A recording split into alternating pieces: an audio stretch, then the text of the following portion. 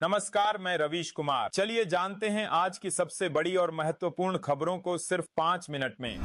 मतदाताओं से नागरिकता का प्रमाण पत्र मांगने का मामला बड़ा होता जा रहा है। Association for democratic reform ADR ने चुनाव आयोग के इस अभियान के खिलाफ सुप्रीम कोर्ट में याचिका दायर की है। कहा है कि इस अभियान से लाखों लोगों का नाम वोटर लिस्ट से कट जाएगा।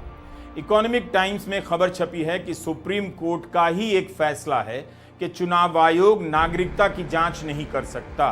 तब फिर चुनाव आयोग बिहार में नागरिकता की जांच कैसे कर रहा है?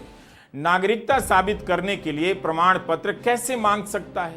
इतने बड़े सवाल पर भारत के मुख्य चुनाव आयुक्त ज्ञानेश कुमार ने कोई प्रेस कॉन्फ्रेंस नहीं की है। क्या उन्हें पब्लिक के बीच आकर सवालों के जवाब नहीं देने चाहिए? हम इस वीडियो में इन सब पर बात करेंगे। बिहार के वोटर अभियान पर हमारा यह 5वां वीडियो है।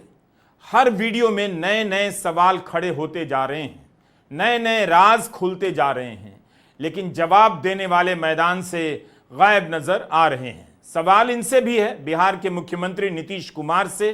नीतीश कुमार कहां हैं? क्या सरकार उनके नियंत्रण में है भी? क्या नीतीश कुमार का स्वास्थ्य उनके नियंत्रण में है और वे पहले की तरह सरकार चला रहे हैं? अगर सब कुछ ठीक है, नीतीश अपने कंट्रोल में हैं, तब वे इस सवाल पर पूरी तरह क्यों चुप हैं कि चुनाव आयोग चुनाव से ठीक 3 महीना पहले यह सब क्यों कर रहा है? उनके राज्य की जनता से नागरिकता का प्रमाण पत्र मांगा जा रहा है। क्या अगर सेहत ठीक होती तो नीतीश कुमार ऐसा होने देते या चुप रह जाते? तेजस्वी यादव 9 जुलाई को चक्का जाम करने की बात कर रहे हैं। इतना बड़ा मामला होता जा रहा है, क्या नीतीश कुमार चुप रहते? और ये केवल केवल केवल केवल नीतीश जी और मोदी जी और अमित शाह मिल करके गरीबों का नाम कटवाने का काम कर रहे हैं ताकि राज भोगते रहे। ये लोकतंत्र की जननी है बिहार, और लोकतंत्र को यही से समाप्त करना चाहते हैं अमित शाह और नरेंद्र मोदी और नीतीश कुमार। ये हरगिज नहीं चलेगा। 9 तारीख को हम लोग जो है बड़ी मजबूती के साथ पूरा हमारा महागठबंधन जो है धरना प्रदर्शन करेगा, चक्का जाम करेगा।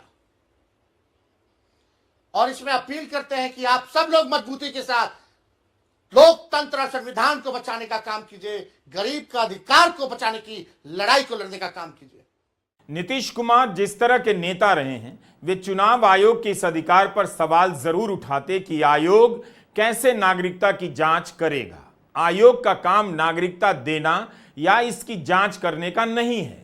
इतने बड़े सवाल पर उनकी चुप्पी उनकी सेहत के सवाल पर बात करने के लिए मजबूर करती है।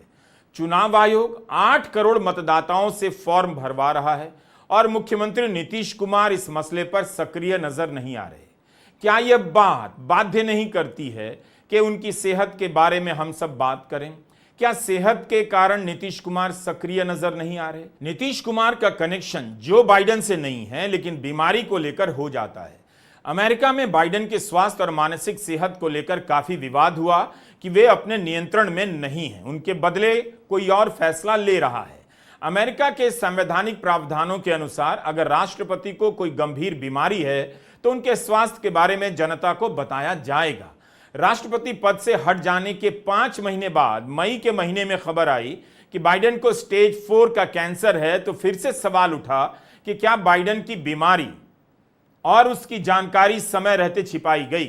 कैंसर के स्टेज 4 तक पहुंचने से पहले क्या इसकी जांच नहीं हुई होगी? हर साल अमेरिका के राष्ट्रपति के स्वास्थ्य की जांच होती है और इसे प्रकाशित भी किया जाता है। बाइडेन की सेहत को ट्रंप ने बड़ा चुनावी मुद्दा बनाया और अमेरिका के मीडिया पर आरोप लगाया कि उसने राष्ट्रपति बाइडेन की बीमारी के बारे में सच नहीं छापा।